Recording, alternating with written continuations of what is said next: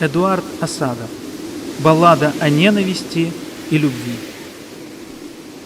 Метель ревет, как седой исполин, вторые сутки не утихая.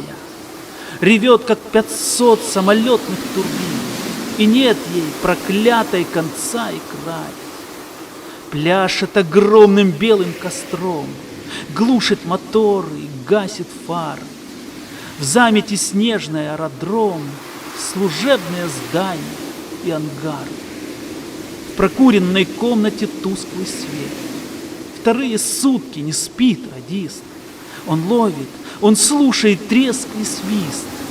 Все ждут напряженно, жив или нет. Радист кивает, пока еще да, но боль ему не дает распрямиться. А он еще шутит, мол, вот беда, левая плоскость моя никуда. Скорее всего, перелом ключицы.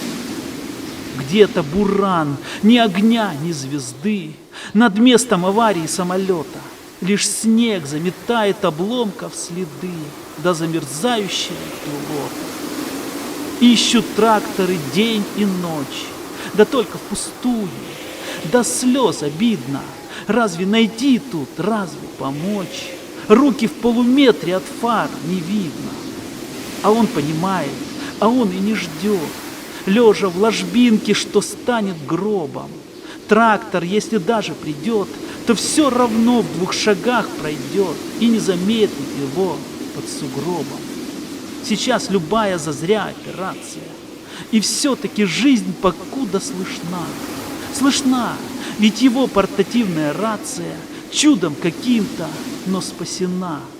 Встать бы, но боль обжигает бок, теплой крови полон сапог. Она, остывая, смерзается в лед.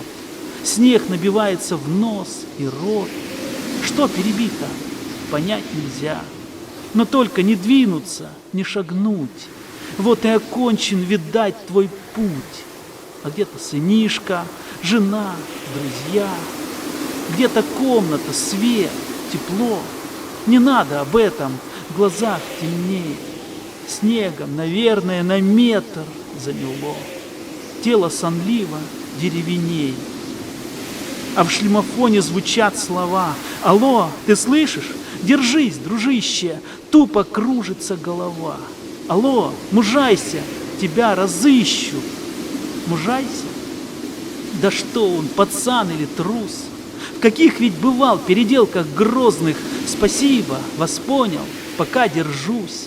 А про себя добавляет: боюсь, что будет все, кажется, слишком поздно. Совсем чугунная голова. Кончаются в рации батареи, и хватит еще на час или 2. Как бревна руки, спина немеет. Алло, это, кажется, генерал. Держитесь, родной, вас найдут, откопают. Странно, слова звенят, как кристалл, бьются, стучат, как в броню металл, а в мозг остывший почти не влетает. Чтоб стать вдруг счастливейшим на земле, как мало, наверное, необходимо. Замерзнув в конец, оказаться в тепле, где доброе слово да чай на столе, спирта глоток да затяжка дыма. Опять в шлемофоне шуршит тишина. Потом сквозь метельное завывание: «Алло, здесь в трубке твоя жена. Сейчас ты услышишь ее. Внимание!» С минуту гуденья тугой волны, какие-то шорохи, трески, писки, и вдруг далекий голос жены, до боли знакомый, до жути близкий.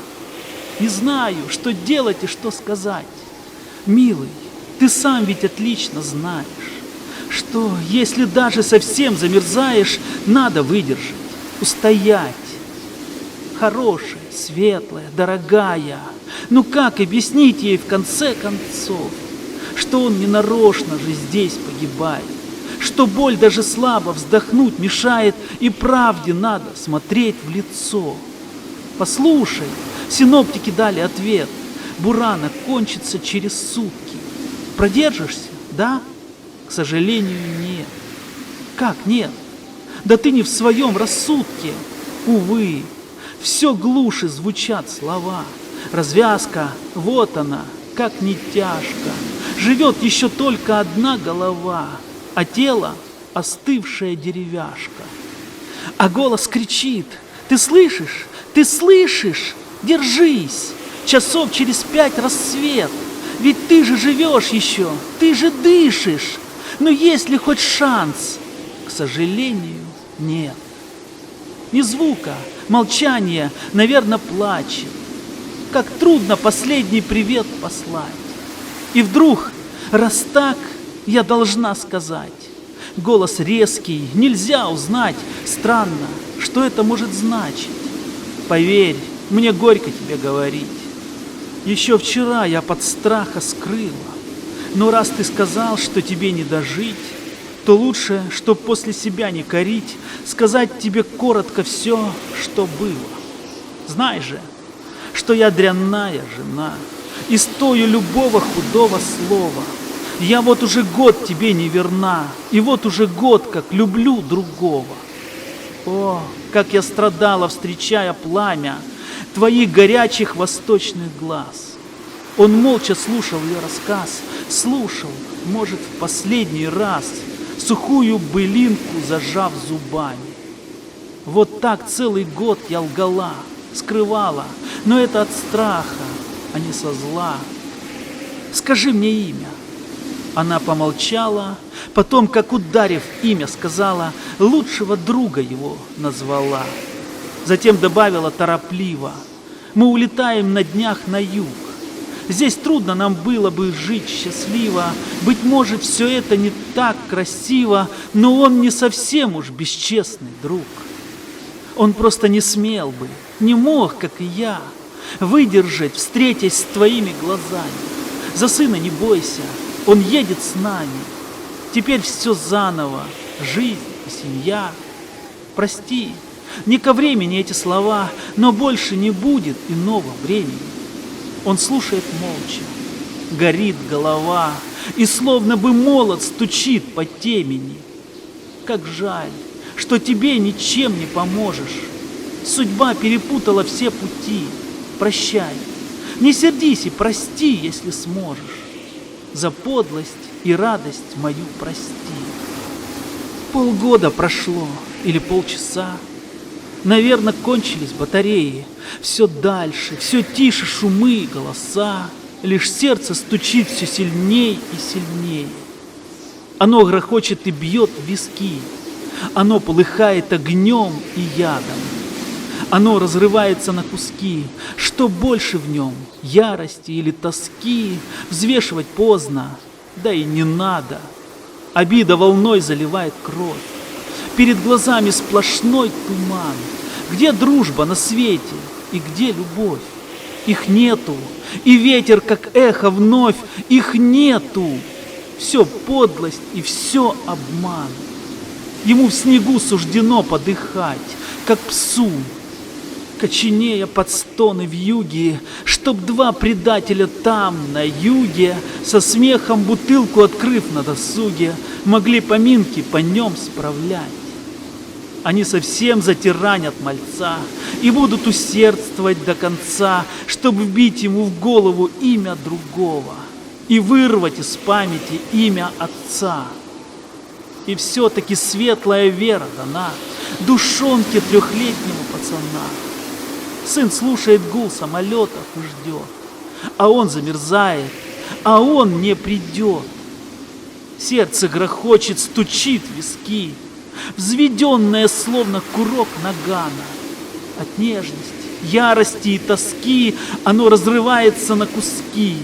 А все-таки рано сдаваться, рано. Эх, силы, откуда вас взять, откуда? Но тут ведь на карту не жизнь, а честь. Чудо? Вы скажете, нужно чудо? Так пусть же считайте, что чудо есть.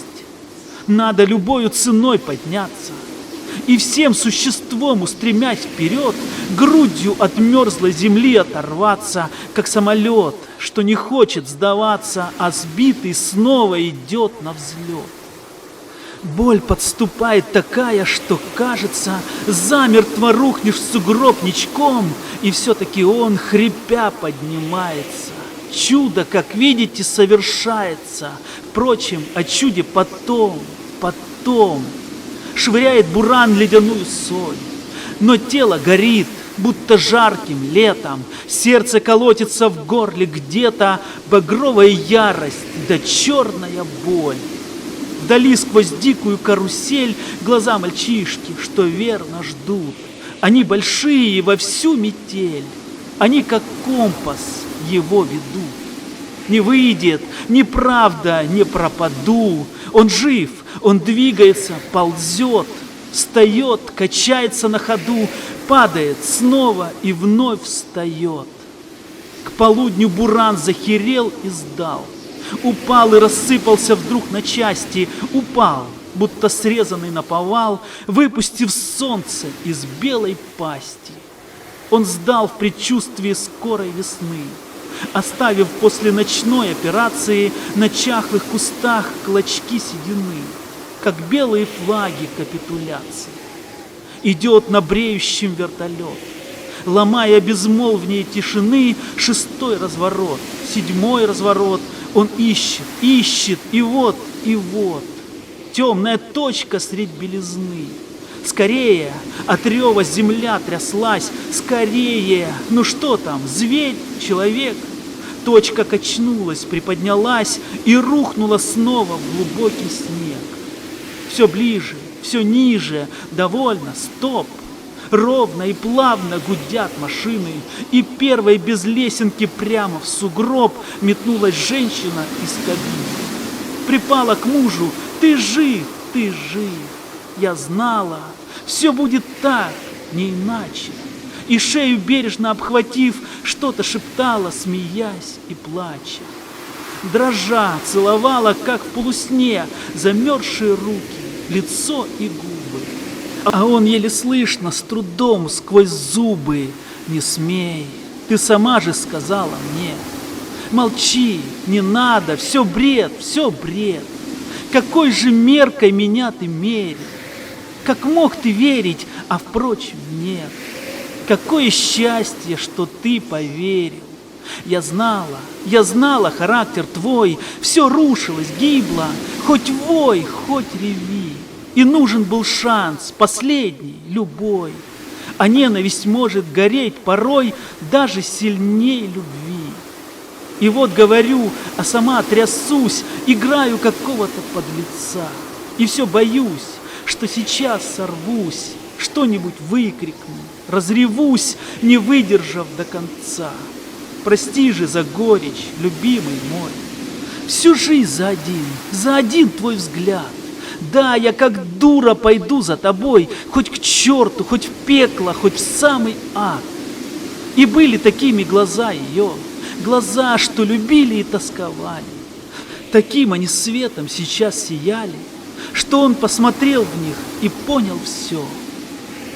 И полузамерзший, полуживой, он стал вдруг счастливейшим на планете. Ненависть, как не сильна порой, не самая сильная вещь на свете.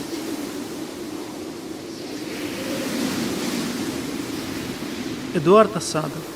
Баллада о ненависти и любви. Читал Мишель Лакмус.